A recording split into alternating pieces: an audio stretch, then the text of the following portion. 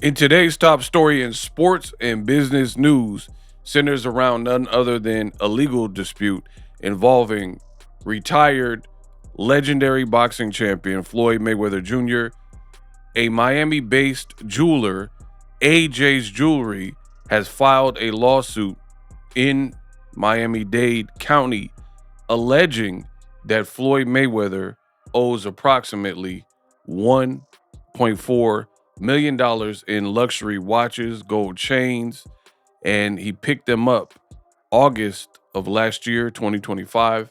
And they're alleging to this date, this has not fully been paid for. So in this video, I'm gonna break down what's going on and what this spells for Floyd Mayweather. What up, Fight World? It's your boy Ego, and I'm back with some more boxing. Now, the shaky times continue for Floyd Mayweather.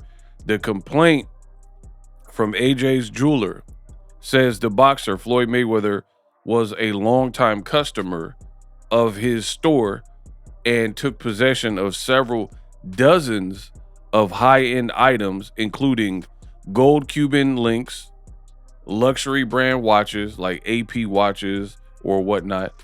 And Floyd repeatedly failed to settle on the agreed upon amount, and despite partial payments and several checks that he is alleging Floyd had that bounce. So, according to AJ's Jewelry in this new complaint, Floyd agreed that basically AJ's jeweler floated him the jewelry. Like, you're good for it. You guys know what that is. You're good for it. You'll get me later. And in the past, maybe they had this arrangement and it works. But in this new lawsuit and complaint, he's saying that for whatever reason, allegedly, Floyd defaulted on that and then sent partial payments, but not the agreed upon amount. And then he's claiming that Floyd Mayweather had checks that he sent to pay back this debt owed, and they bounced. According to court records, AJ's Jewelry says it only received about $300,000 in payments, which leaves roughly $1.375 million owed. And that repeated attempts to reach Floyd to resolve this debt have been unsuccessful. So this suit also lists and details how transactions were handled, and allegedly there was a breach of contract, and there's some other claims based on this current outstanding balance. As far as Mayweather's representatives, they have not issued a public statement on this matter or responding to the lawsuit at hand. This latest filing adds to a series of legal and also contractual disputes involving the 8 division, well, actually, he's a 6 division world champion since his retirement. And this is kind of underscoring how these celebrity transactions can lead to former litigation and go left when they are contested. So that is where we are regarding Floyd Mayweather. Troubled times for the now semi-retired boxer Floyd Mayweather. So $1.4 million in jewelry.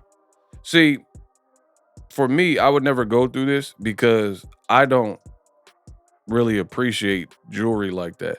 Like, for me, if I had this type of money, I might get a watch, a couple watches or something like that. But I've never been a person who like wants to be flashy. I'm already like tall as it is. I don't have to do a bunch of extra to like look the part.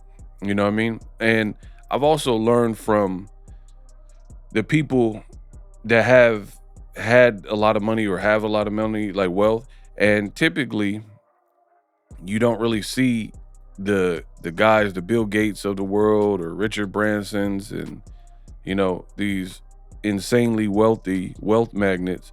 You don't really see them with Cuban bust downs and a bunch of AP watches, 4 watches on the arm. And I believe sometimes it gets kind of excessive where, sure, I mean, of course, I would like some nice cars, But some of these guys got supercars and they got 18, 25 cars, but then they get chauffeured around. And for me, that never really made sense. Like, if you're such a celebrity to the point where you don't want to drive, or you have a driver, or it's not safe for you to drive, because sometimes that is the case where if you're such a celebrity and people see you driving, people could follow you and all types of stuff. So a lot of these guys have drivers, or they have a bus. If they're a rapper or something, they have a tour bus. So to have 25 cars, 50 cars that are all expensive and depreciating from the moment you take them off the lot never really made sense to me. And I would choose to spend that type of money elsewhere. I'd rather give it to a charity. You know what I mean? Because if you gave money to a charity, right? There might be tax breaks and exemptions you can get. But beyond that, you're paying it forward. And if you gave it to a boys and girls club or whatnot, and now this person is able to get a MacBook Pro because you gave the organization money and they have some kind of program, that person may go on to become something. Whereas before, underprivileged, impoverished, they may not be able to. So for me, I would take joy knowing I paid it forward, and like the next Ryan Coogler came out of film school because I donated money to the Sac State film program or the San Francisco film program. To me, I find solace and reward in that type of stuff, right? And I'm not saying like I would eat good, I would definitely travel if I'm talking about if I had this type of money, but I don't believe in the excess. And I feel like more often than not, especially with pro athletes or boxers, you see these cases all the time where when you're an active pro athlete, you look at life through a different lens, a rose-colored set of lenses where you're good for it. You got money, right? When you're making that type of money, oh, I could swing it, I could travel here, I could go here.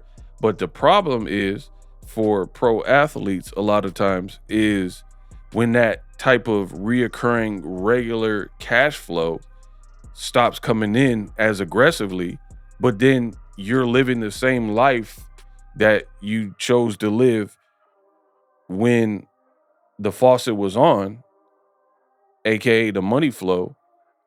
That's where you start to run into problems. That is indeed when a lot of people start to run into problems.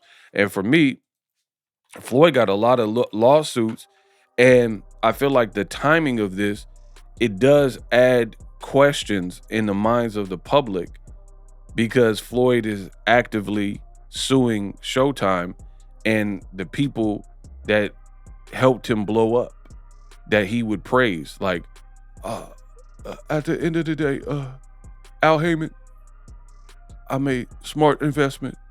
I got a heck of a team, and I couldn't beat like Steven Espinosa, Showtime, right? You were right there praising these people, and then somehow, some way, these lawsuits keep popping up for Floyd, and then here's ESPN. Now suddenly, when we know that at the very least you have lawsuits, and Business Insider reported that your home foreclosed, things like that. Now is when you choose to sue Showtime for $340 million saying, hey, I was getting paid, but not like that, And I've already covered this topic. Steven Espinosa did respond to that. He said it was surprising and he doesn't really understand it, but he's not at liberty to really speak on the matter because it's a pending legal issue. But all in all, he stated that he is really disappointed that it came to this. So very interesting times for Floyd Mayweather Jr. You have it's like a tale of two cities. In one regard, Floyd's doing the suing to the team that he used to work with. The other side, you have multiple people. There's a condo, I believe, in Manhattan in New York. I've already made the video so you could get the actual details and the breakdown. If you subscribe, look through the content, you'll find the Floyd Mayweather previous videos. But you're being sued by jewelers and luxury jewelers and condo owners and all these people. And Floyd, a couple years ago, he was on Gillian Wallow podcast talking about being a shrewd businessman and how you stay afloat and how much money he made, and that he owns skyscrapers in New York and these various things. And now the buildings you claim you owned, they're saying you owe them money, and they have formally put up a lawsuit. And I've already covered it. So check that on the channel. Let me know what you think of this era of Floyd, where not only is he doing the suing, but he's being sued. Drop it in the comment section. I'll be back with some more boxing news. Live streaming can be tough, which is why I use StreamYard. Click the link in the description for StreamYard, which is an awesome tool that enables you to set up your stream with ease of use. Get great results with live streaming. It's what I use. Stream to social media with ease with StreamYard. Live streaming is here to stay. Engage with your audience using StreamYard. Great way to reach out to your audience and connect. So you need a tool that can do that.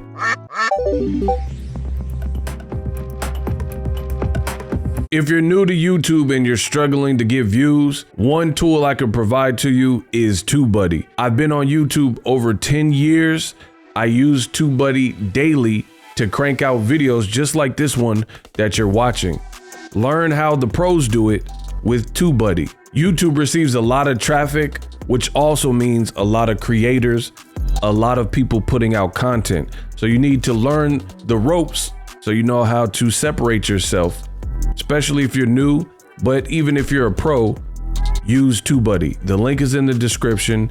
Get more views, more subscribers, and a higher click-through rate, so ultimately you can realize all of your online goals. Use my affiliate link in the description and grow your channel fast.